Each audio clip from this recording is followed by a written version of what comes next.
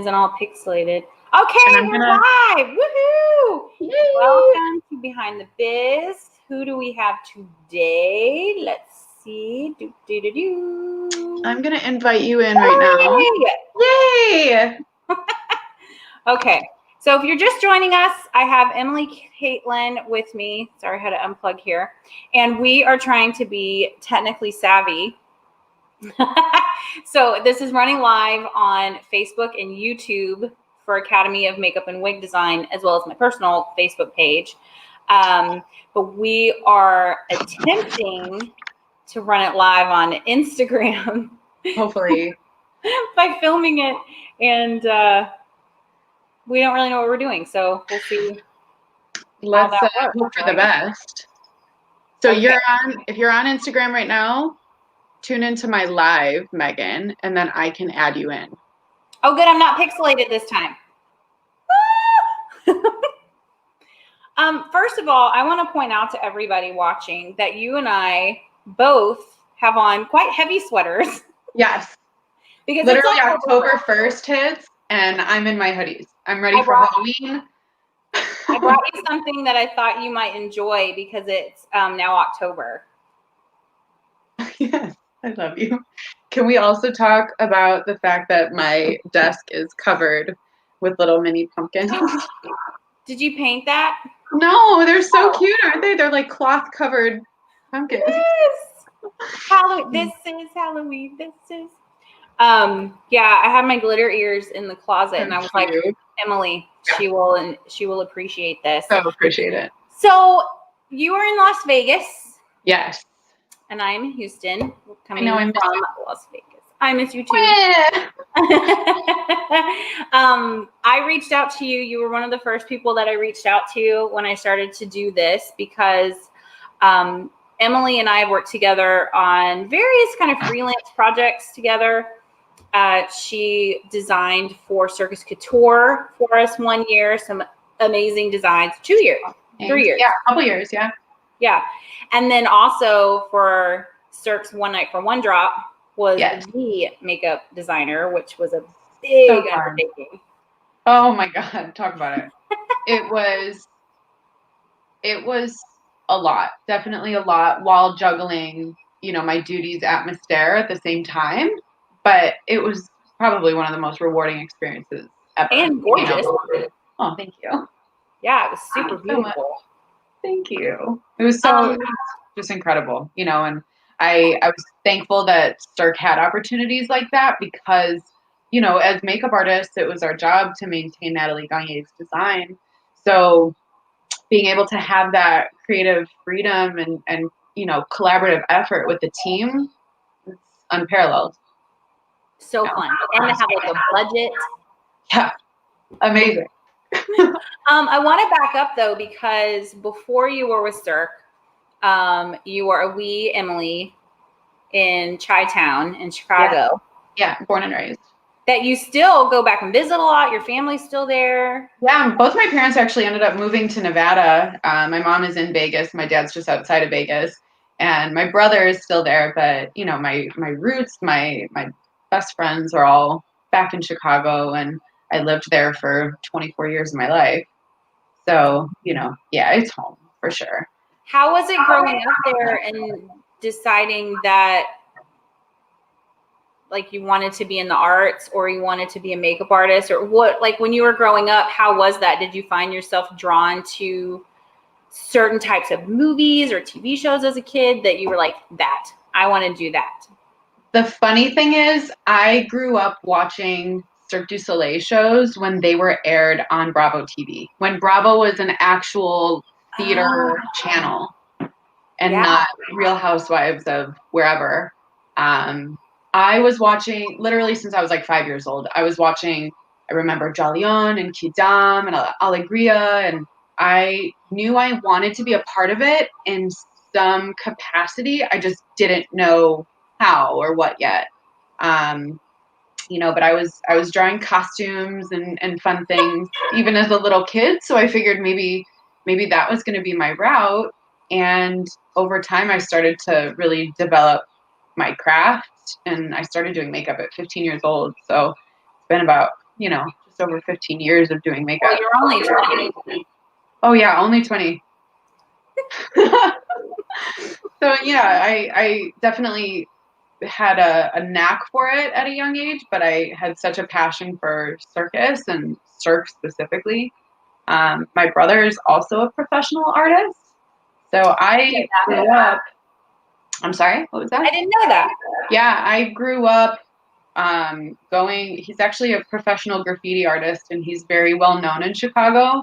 He does murals. He's hired, for what he does. So I grew up literally, I was like 10 years old, and we were going off and painting buildings together, and I was the lookout for him, but he was doing, these incredible murals at a young age, and I wanted to also have that artistry, and make a life out of it. So he and I ended up both becoming professional artists for a living. It's kind of cool. Now, when you were younger, did you go off to school? Like, did you follow a formal route, depending on where you're from, to become a makeup artist or an artist in general? Some people go for costume design, some go for art history, graphic design. Did you follow a formal route, or did you just jump in and say, let's do this? Kind of funny, a little bit of both. Knowing that I wanted to work for Cirque du Soleil, but also knowing after all of the research I was doing and completely immersing myself in the Cirque makeup world, I knew that Cirque du Soleil probably wouldn't just look at someone who is a makeup artist.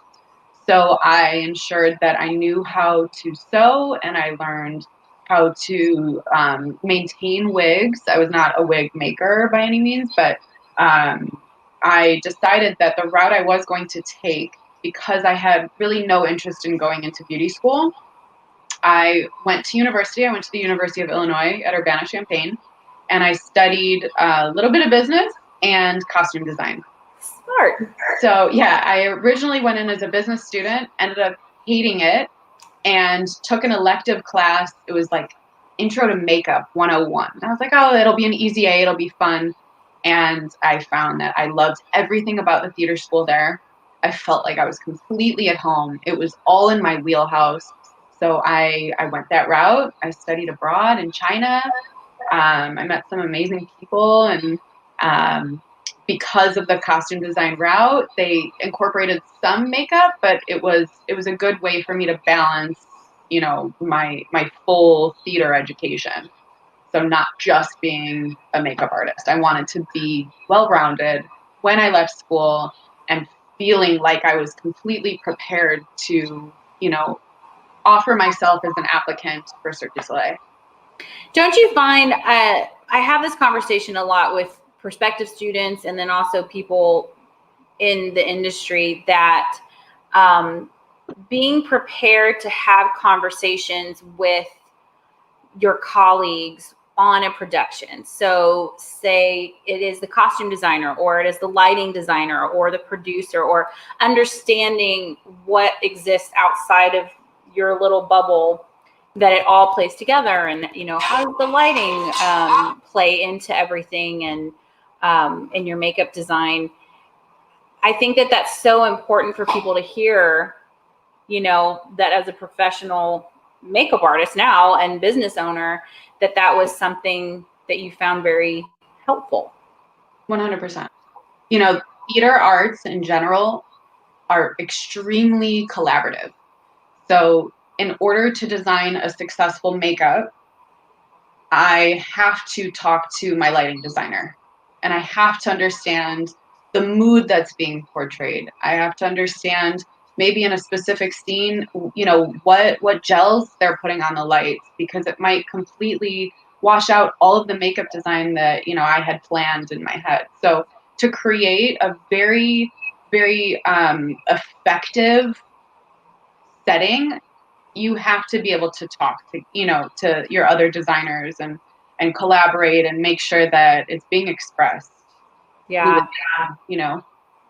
Yeah, because I think that, a lot of young makeup artists, and not all of them, but a lot of them, because these kind of conversations aren't happening really outside of our own kind of echo chamber, they maybe have a misguided notion that you just show up and you're fabulous in all black or in your crazy hair and makeup and you do your makeup and then you leave. And I've actually never had that happen.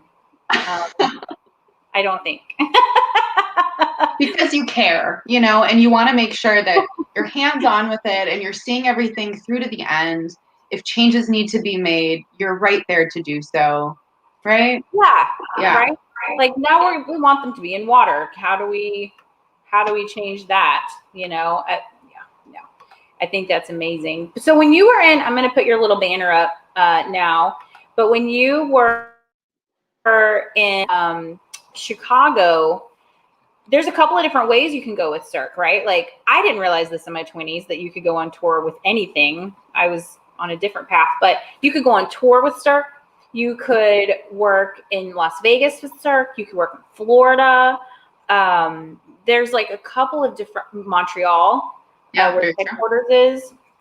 What made you decide to shoot for Vegas? I knew that the Vegas Cirque shows had a makeup artist at each. The touring shows, there were, it was a staff of wardrobe associates, wardrobe technicians, that maybe one was really good at makeup or one was comfortable with makeup, or it was a shared duty. And I loved makeup so much and still do, obviously, but it was so my passion that I felt that my artistry, my contribution, and my passion would be best suited for a Las Vegas show. Yeah. Yeah, and touring was just really never in my purview. I don't know if I really ever wanted to, be living on a bus or, doing. Are you a nester? Kind of. Yeah. Yeah. Like having your things and they stay there until you move them. I'm such a homebody in general that, I definitely like having my space. So yeah, and Florida, I don't know if I really ever liked Florida. So Vegas was just more for me. I mean, Florida's for some, maybe one day, but. Yeah, you never know. I mean, the mosquitoes will still be there. They're still here.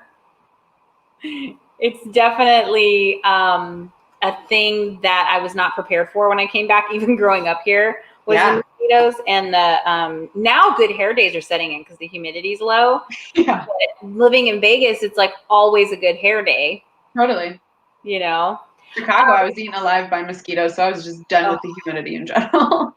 I want to talk to you about like growing up, because I think that this is always very interesting to me of what influenced people. Like, were there certain artists, or like I was a Goonies kid. I loved the Goonies and I loved Labyrinth, and but on the flip side, girls just want to have fun. So obviously, like, so cute. So there's like a huge influence. And then when I got older, it was different kind of movies. But is there something that sticks out to you growing up that you like just loved or really were drawn to over and over and over again? Or as far as like the makeup went? Yeah, I mean, like, for example, I loved Glow, Gorgeous Ladies of Wrestling, but the original, right? And I loved it. I thought it was so fun. I don't like wrestling in general, but I thought that was so great. And they were so pretty, and their costumes and stuff. But only when I went back as a grown-up watching it, maybe a couple of months ago, they had a documentary on it. I was like, oh my God, this is where the glitter happened. And I didn't recognize it, but it's like chunky, big glitter and makeup and stuff. And as like a 5-year-old to 7-year-old Megan, it like made some kind of very deep impression. I love that. Right, but I didn't recognize it. So I wonder if there's something looking back on it that you're like, that was a big influence in my life as far as makeup or your trajectory. That's a really interesting question, actually. I always loved all things horror, so I think I initially wanted to go the like special effects route, which I really never ended up doing. I think one day I would really love to make masks and and do the prosthetic thing for a while, but Yeah. I was always drawn to all things kind of dark.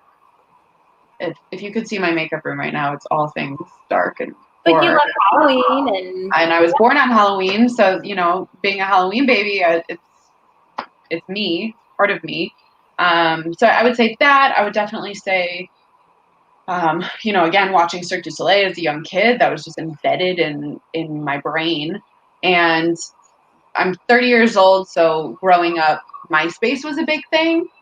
oh yeah. And I remember specifically there were a couple girls' profiles, and they were very like dark and cool, and their makeup was always incredible, neons and glitter. And I was, in 7th and 8th grade, I was going to school with full blown glam makeup, greens and pinks and you name it, because of that type of influence.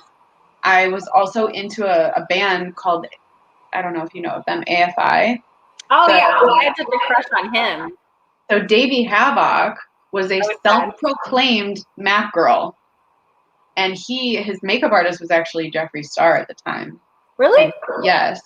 And his makeup was always extreme. So being a huge AFI fan, I wanted anything to do with anything, AFI related to. So that was another little, small influence into. I was so sad when I learned he was gay because I was like, oh. He's not. Everyone speculated that he was. He was. Everyone thought I'd be so happy. I mean, for me, like not in like the general scheme of things, but there was a point in my earlier life that I was like, oh my God, he'd be so fun to date with that hair and his makeup, and I really thought he was. Sorry, Davey, if you by chance see this. Yeah, if you're watching this, Davey, we're sorry. But your hair and makeup was amazing, and his hair looked a lot like the counselor's son. Yes, in Ka. Yes. As soon as I saw Ka for the first time and I saw that character, I thought of Davey right off the bat. Oh, he's amazing. It's one of my favorite characters in Cirque du Soleil. Our mutual friend Lauren Shabira, they are also big AFI fans, and I think her husband did some rigging for them, if I'm not mistaken. That's cool. I know. I got to meet them. Very random story, but my brother in high school, he gets onto a city bus in Chicago, a CTA bus, okay? There's 2 buses, and one is packed. There's 4 guys on the bus. He's like, okay, I'm clearly going to go on the bus with no one on it. Steps on the bus. He recognizes AFI because of all the posters I had in my bedroom. So he goes up to them and says, sorry to interrupt, are you guys AFI? And they said, yes. He was like, my sister's a huge fan. Can we call her? And they called me, and we chatted on the phone. I was maybe 16. Maybe 14 or 15. Yeah, I was beside myself, and you can recognize their voices, So then years later, I ended up meeting them, and I told them the story. They're like, of course we remember that. That's like, how can you forget something like that? It's so neat. That's so neat. That's like the Mama, I love him. Yeah. Oh, that's awesome. I love AFI. They're great. Yeah. They were actually a big influence in my makeup career. That makes sense, though. I mean, even the Miss Murder. Yeah. That video was so stunning. Beautiful. And the hair and the makeup and the costumes and just the cinematography in that video was incredible. Yeah. Like, who are those people? We have to find them. We'll interview them. Yes. So when you were done and you're like, I'm going to Vegas, did you come here and I keep saying here like I'm in Vegas still. Your spirit. With the job? Or I'm sorry, say it again, love. When I came to Vegas, did you start working with Cirque right away, or did you went in with MAC? So yeah, I was working for MAC Cosmetics for a couple of years prior to moving to Las Vegas. And I knew that, again, thinking of my trajectory with eventually one day getting into Cirque, MAC Cosmetics was a big product supplier, supporter, sponsor of Cirque du Soleil. So I was like, oh, okay, maybe, put two and two together. Maybe that's going to be my in. So I was working for MAC in Chicago for a couple years, made the move to Vegas to work for the pro store at Caesar's Palace at the time. Gotcha. Incredible experience. I truly worked with some of the most amazing artists I've ever met.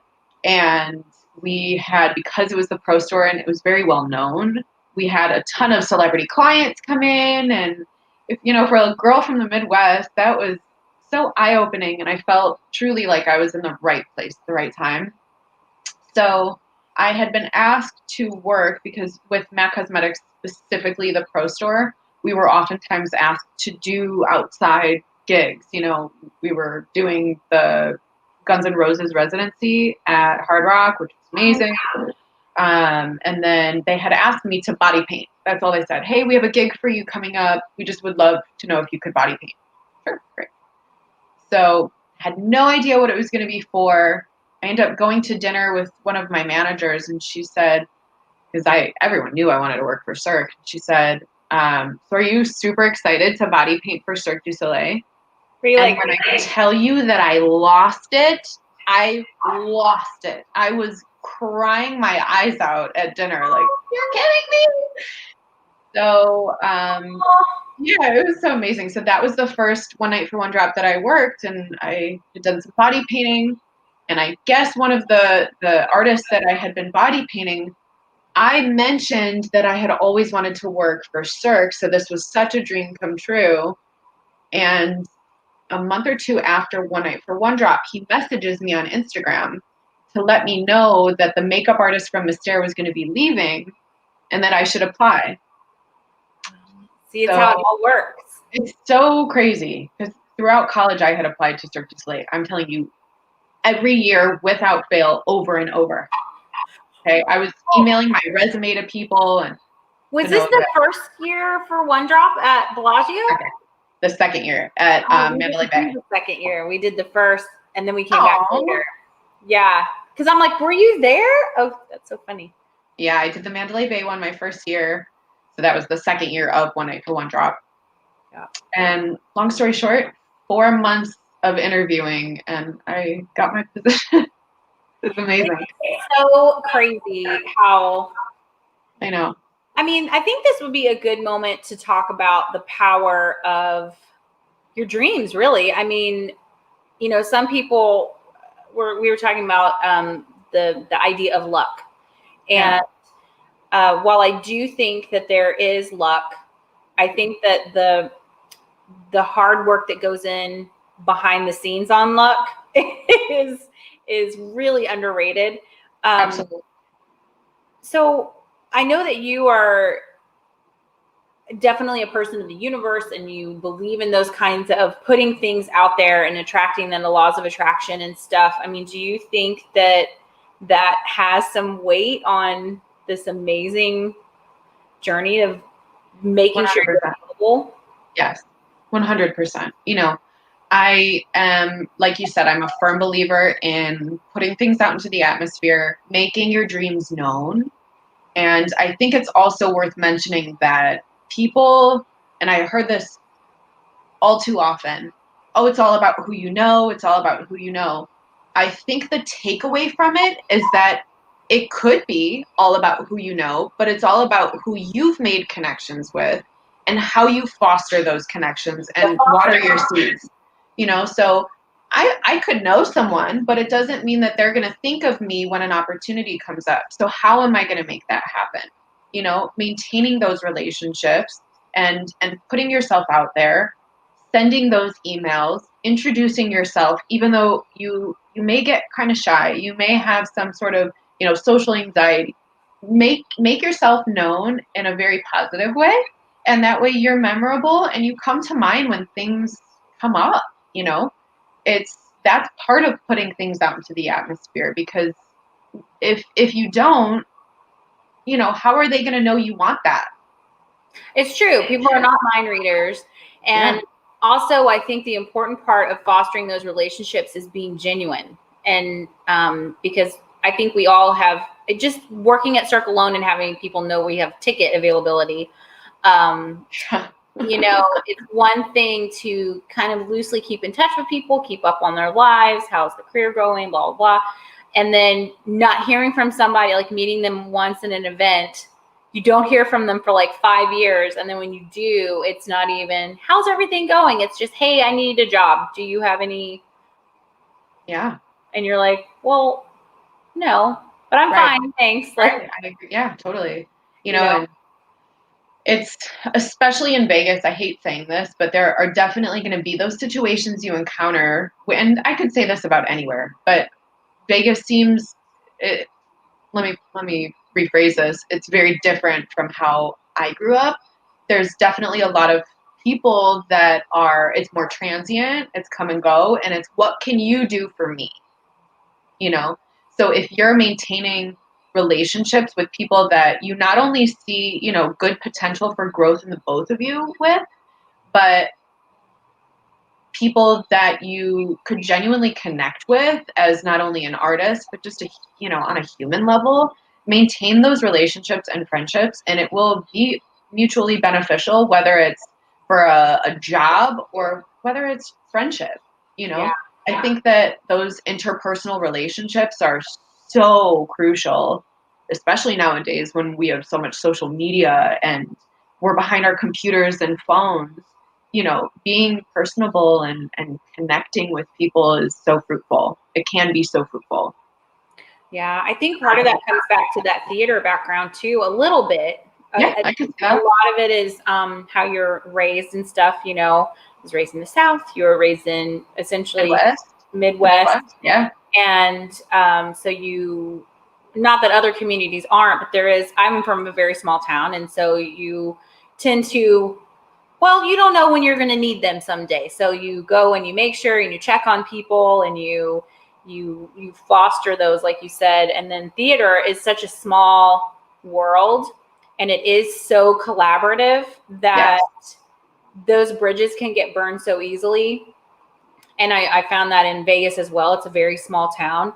And so it only behooves you in so many ways, other than monetarily, to take care of those relationships. And it could wind you up body painting for Cirque and freaking out at dinner. I'm losing you for a minute.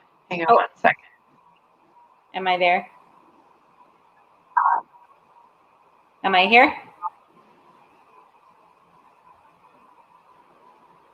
I'm losing you. It got a little delayed for a second there. You're a little pixelated. Hold on. Let's make sure we're good. Yeah, I think I'm okay on my end. I can see you and hear you now. Am I okay? Yeah, you're just a little pixelated. Yay, technology, peeps! Yay! So whenever you started at Mystere, which, by the way, those of you watching, her work that she did on Mystere with the new makeups that came in that you helped with, and then also designing some headpieces and stuff, they were absolutely gorgeous. Thanks, Meg. You're welcome. Can I also just tell you that the process of designing a wig, when I had incredible wig technicians just across the way, it was terrifying. It was absolutely terrifying. But there's so much that goes into it, especially with the circus. Yes. It really is its own animal. It really is. It's not like Hamlet and they're just walking on stage and, you know, you are designing it for aerialists on top of that. I actually had designed, it was a wig for the singer and a wig for one of the clowns, which is, especially with having a clown being a, you know, primary character, it was terrifying and one of the coolest experiences because my artistic director trusted me to see his vision, you know, and bring his vision to life. So awesome experience. Yeah. And they You look know. beautiful. Thank you so much. You're I appreciate welcome. coming from you. Oh, that's nice. I mean, Yeah, it was always really fun being across the street because we were at Ka and she was at Mystere, so literally across the street and down the street. But we finally had another body that could come and help if we needed, and vice versa. And that was very rare because of just how Cirque worked, and people were being pulled in different directions and stuff. So there wasn't always that capability for publicity shoots and things like that. So it was really fun to be like, no, we can just call Emily. She can come over and help. I was so honored that you guys trusted me, because that show is it's a machine. It's an animal. It is. Ka is a big deal. So when I was asked to come over and assist on a couple like PR events, yes, gladly. You're like, and then also, I would say that's another thing I just want to mention. It is pertinent, especially in our industry, to put yourself outside of your comfort zone. So even though, Mystere and Ka makeup, the essence of it, the structure, the technique is very similar, there are so many small nuances that Natalie Gagne, and we can chat more about that too, her vision. And I think her vision is so specific that ensuring with what we do that it came to life like she were doing it herself. Again, terrifying, but also an amazing challenge to be able to, to do that and really hone in on what you're doing to make sure that she would approve of it. Yeah, I think that that's a really, really true. And I'm going to have Kelsey on here, who was the makeup artist at Ka. I was her backup, and then she and I are besties. But I love Kelsey.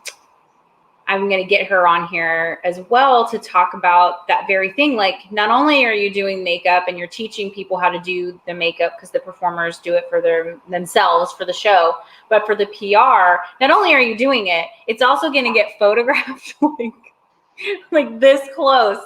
And so the pressure, you and her are similar in that you are perfectionists. Yeah.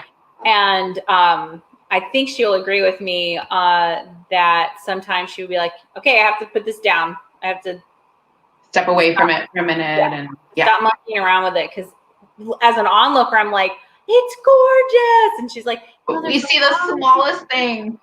Yeah. Yeah, it's so true. The verbiage, as you were talking about going in and working with Cirque, that was kind of a loop, wasn't it? Do you find yourself still calling performers artists? Sometimes. It's very interesting because here people do not know what I mean when I say artist. Like at the ballet or even at the opera, and I'm like, oh, it's for the artists, and they're like, the performers, you mean? The dancers? I'm like, the dancers, Yeah. But like Cagoule and Mayo and so Cirque. Yeah, I definitely still use some of the verbiage, and not a lot of people know what I'm talking about. But I think when I'm speaking to Cirque people, it's that same language, and then I have to adjust with my other artist friends. I'd be like, you are an artist, not a makeup technician. We are makeup artists, and it has to do with the French, because a performer in French is an artiste, and we are a technician. So they did that. It's just a different animal that then you don't realize becomes so indoctrinated in your own speech. Yeah, no, you're right. You're totally right. So how did Set and Fury, which by the way, that name is phenomenal. Thank you so much. So Set and Fury is her freelance entrepreneurial business. It's my baby. Tell me a little bit about that. So it's a little bit. I'm actually wearing my little hoodie today. Yeah. See, getting ready for prepping. That's right. But it's crap, so I'm still summery, but it's like being in the bed, but your feet are out, so you don't get too hot. That's exactly what it is. So Set and Fury came about because I was so busy in shows and I still had my bridal clients and my fitness competitors and you name it. And I wanted to be able to still provide them the service that they expected of me as their makeup artist. So, and also just having a love for bridal and, glam makeup and wanting to balance my circusness and my background essentially. So I started the company because I also knew that I had a ton of makeup artist friends in Vegas and I would love to be able to hand out these gigs that were coming my way, even if I couldn't take them, to people that I trusted. So if my clients, couldn't have Emily, they could have someone that was like, better than me. Great. I want to be able to provide that for my clients. So it's been 3 years now, and I've noticed that, especially through the COVID situation, and not having shows in Vegas, it was a great time for me to be able to really invest all of me into my company, and it's been amazing. It really has been amazing because people are coming back to Vegas. They're getting married again. They want that life again. So my I think artists people are. also want to feel comfortable because we've been living in pajamas for 6 months and it was hot. That's for sure. That is for sure. We're wearing masks and it's like too hot. But you do tanning and all kinds of stuff. It's not just. And that's been also a growing thing with the company, is I think any endeavor should be a constant growth and development. I started the company with this mindset of, we're going to be, a team of makeup designers that specifically focus on productions and live entertainment. And as great as an idea that is, it's not good to put yourself in a very tight bubble where, your client may look at your website and say, oh, they don't specialize in bridal, or, and then all of a sudden they want nothing to do with you. So I figured, especially because of the versatility that my team offers, I needed to kind of grow and expand. And I was, especially, and we'll chat more about my latest position with Criss Angel. My girls were always going and getting spray tanned elsewhere, so why not bring the spray tan to them? And I figured it's going to be a great service to offer my bridal clients and to be able to spray tan my ladies at Criss Angel. So I went and, got my full certification, and now it's a service that we offer. So anything hair and makeup related, and spray tanning as well. Well, I think that people don't realize that are outside of the fitness industry, because I did not realize this until I started doing fitness clients there, which really put into perspective how you treat food and diet and your own discipline levels. Yeah. Whoa, this is like a whole new level of discipline that I was not aware of. But it's a huge city for fitness competitions because of all the convention space. And so as makeup artists, it's definitely something worthwhile to learn how to semi-match the tan that happens on the body with the not tanned face. Yeah, I always tell my clients, when you are getting your spray tan for fitness, do not spray your face. And that's a big tip for makeup artists. When you book your fitness competitor, make sure they are not spray tanning their face. Their makeup, their foundation will come out super muddy, especially because that top layer, the final spray, is just a bronzer. So it sits on the skin and moves with your foundation. So, that's really good advice. What's that? It's really good advice. Thanks. Yeah, because I think a lot of people imagine that, just get it all one color and then I don't have to do it. And that is not true. Yeah. So, advising your client of that is just going to even, it's going to bolster their trust in you and what you're doing, and your makeup's just going to look better. Yeah, right. And understanding the lights and all of that. That's so crazy. Absolutely. So many lights. Undertones and, are they casting more of a yellowy undertone or pinks, and all those things. So you went from so Criss Angel, he had a show with Cirque called Believe. And when that contract, all of that ended, he had then his own show, MINDFREAK, like the TV show. And so he took that to Planet Hollywood, right?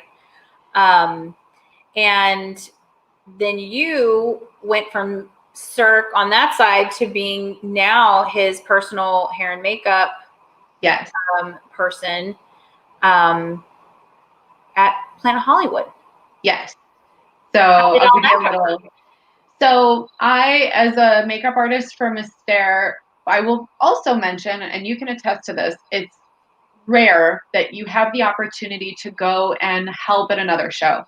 Yes. Which is one thing I wish Cirque did a little more of, to be able to work together a little more, as makeup artists, not just within our own show. Yeah. But, like you and I had also mentioned, I was super blessed to be able to come over and help at Ka. I've helped at Humanity and Love a little bit. And then to be able to go over to help with the transition while Criss was at Luxor. They went from Believe. So within the 10-year contract, it went from Believe into MINDFREAK Live, still within the Cirque du Soleil umbrella. In that time, I had made a friend through One Night for One Drop, actually, who was the company manager at Luxor. He said, I know of a makeup artist that can help with this one makeup situation they were encountering during that transition. Let's call Emily up. So Mystere, especially because that wasn't under the MGM umbrella, it was the only show that wasn't, they gave me the go-ahead to go over and help them, which was rare because of that, ownership situation. They gave me the go-ahead, and I was able to not only work with the performer, and I was also able to work with Criss. So he and I chatted about, what his vision was, what he wanted to achieve with the makeup, and it ended up being, he wanted the character to look, do you know the movie Powder? Yeah, he's from here. Sean Patrick Flannery. Is he really? Yeah. Yeah. Yeah.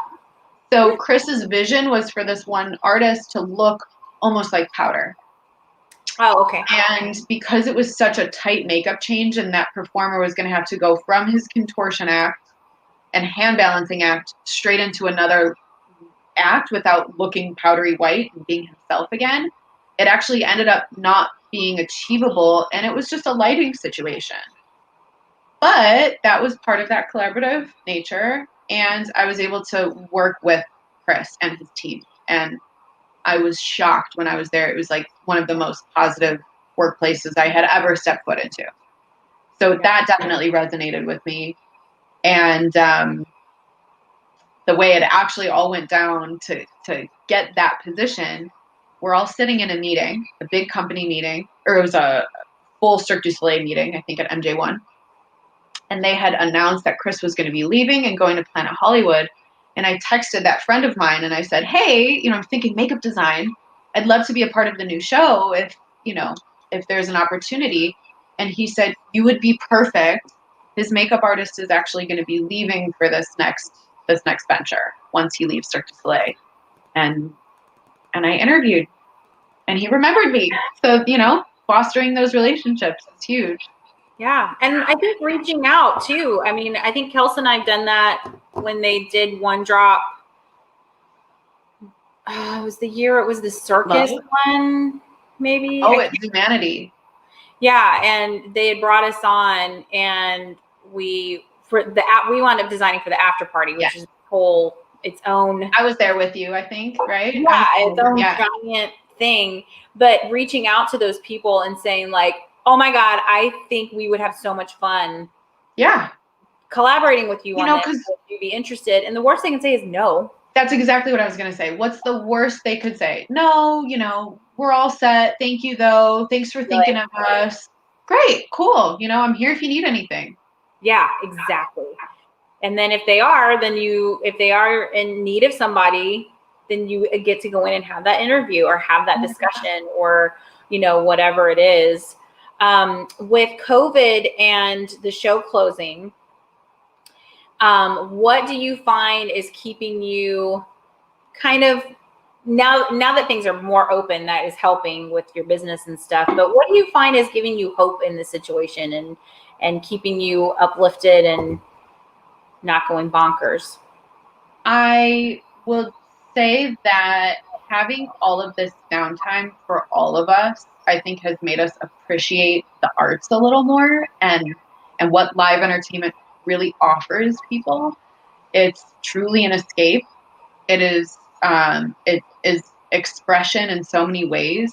And I find that now more than ever, I'm hearing people saying like, I wish there were concerts and I would love to go see a show. And I think that really holds a lot of weight.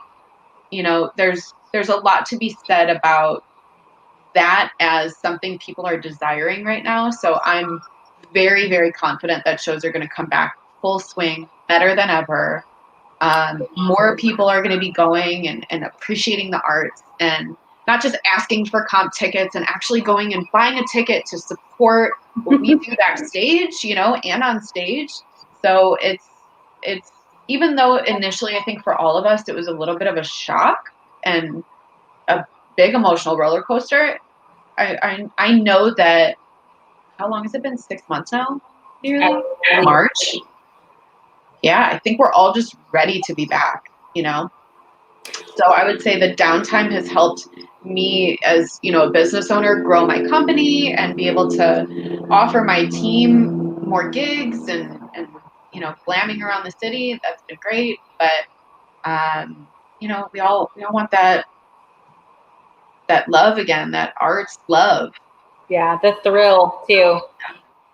I think too, a lot of people in our position, I mean, it is one thing to say like, yes, I want to be a makeup artist, I want to be a designer, I want to do this and I want to do that and foster those relationships. But there also is a certain amount of tenacity and follow through that happens. Like if you set those goals, then you do what needs to happen to achieve those goals. And I think that you are one of those people that has that tenacious spirit.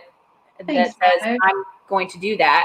And so this is what's happening. So you can come along on the ride and, or, just please kindly move aside because I have somewhere to go at the end of this. Forward. But the flip side of that is if you're like me, you tend to kind of be a workaholic before all of this. And so this downtime, while uncomfortable sometimes, has also been nice to spend time with family and make dinner together. And like, what's dinner? We were always at shows. And to slow down and actually see a sunset. It's pretty amazing. I will also say when you say tenacious, I think that's super critical. A word that we should just kind of focus on for a minute. Yeah. One thing I will say about theater people is that I can say with complete conviction that 100% of us have heard, you're not going to make money in theater. You're not going to make money as an artist. But we, being tenacious, we go for it. We didn't listen to it. And knowing that we can make it through that hurdle, it's no problem getting through this hurdle of downtime, because we're going to get there. We're tenacious. We're going to go back to shows. We're confident, Yeah. And creative and making that happen. And it's amazing in Vegas seeing how many artists, performers, backstage, people are putting on their own small shows just to be able to create and connect again. Really cool. I saw that. I can't remember who it was. Laura Kelsey, I saw she had posted something that they had like a crane and like had a mirror and a hoop and everything. And I was like, this is amazing. Yeah. There were pole performers and so cool. Yeah. It's so important it's just so important. I think art is so important. And that's why having these conversations is important, because it's very easy to get mired down in the details of of life. And what we do is create the beauty and also the gore. You know, I have some people coming up they like creating the gross stuff, but that also is an escape because it's not something you see in your everyday life. Yeah. So creating that beauty and being a part of that, I think, is essential to some sliver of happiness anyway, you know. I can agree more. I wanted to ask you some fun, random things that don't have really anything to do with any of this. Cool. If you did not live in Las Vegas or Chicago, where in the world would you kind of want to reside and spend your time? I would love to go to Spain. I've never been, but I would truly love to go to Spain. That's a really great question. And you don't have to live there. Maybe you just go for like a 6-month sabbatical. Europe. I'm going to say just, you know, an all-encompassing Europe. Yeah. And actually, Japan. 100% Japan. I can't believe that wasn't the first thing to come to mind. But I've always been drawn to Japanese arts and architecture and culture and food and, you know. Oh, the food. Yeah. The food. Japan was never really big on my list until, again, Lauren. So she was a co-wiggy, Lauren Shavira. Her husband was on tour, and then she joined him. She left the first time and went and joined him. And their pictures always looked fake. Yeah. I was like, where are you? Like, it's not picturesque. Or Fiji in the background, and they're on a boat or bicycling through cherry blossoms. Yeah. She's like, it's a green screen.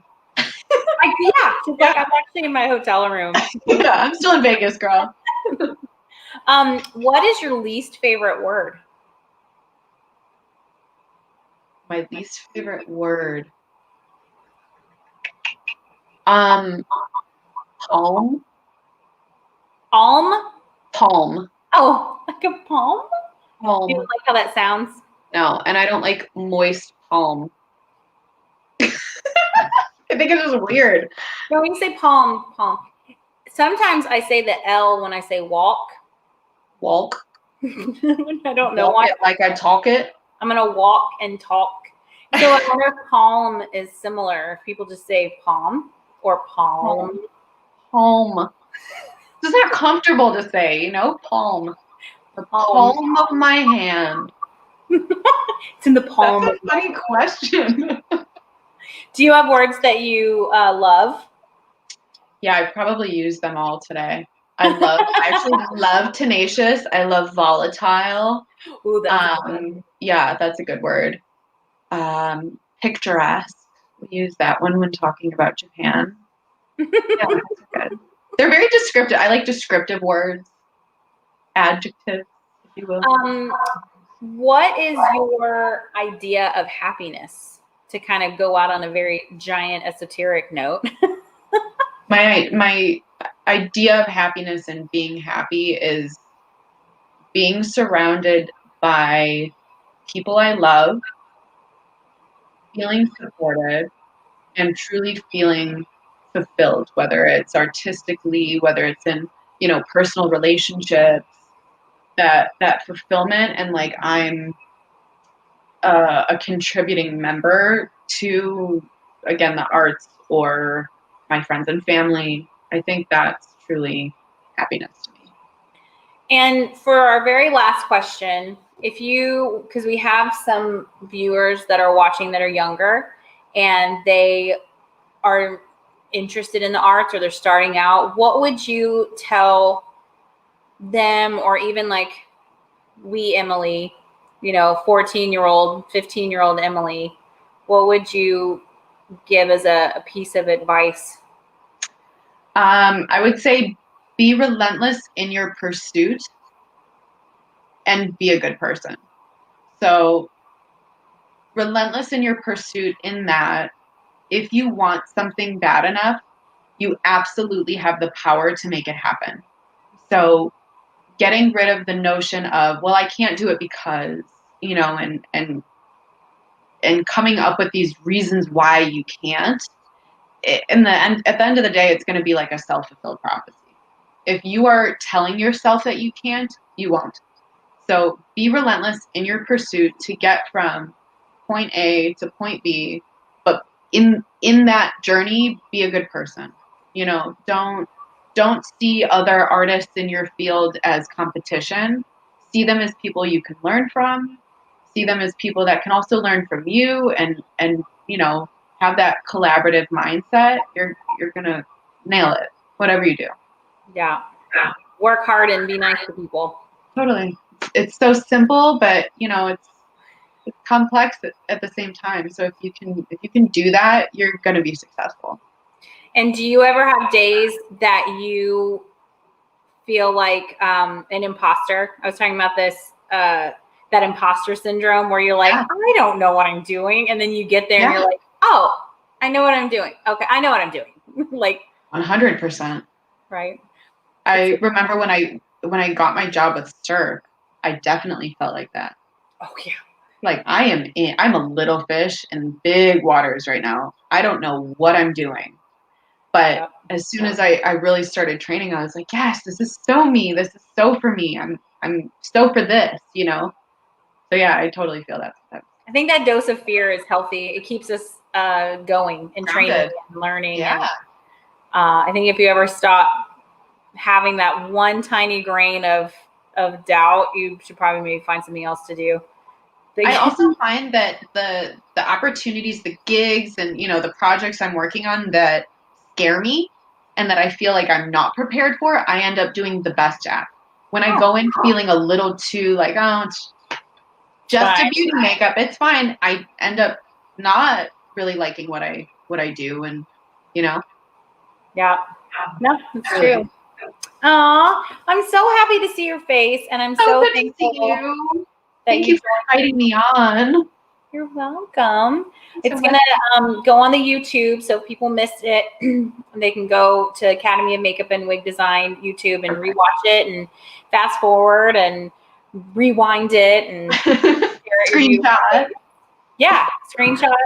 And then I'll send it to you as well. But I wish you all the best in Vegas. Hope they'll get there soon to see you.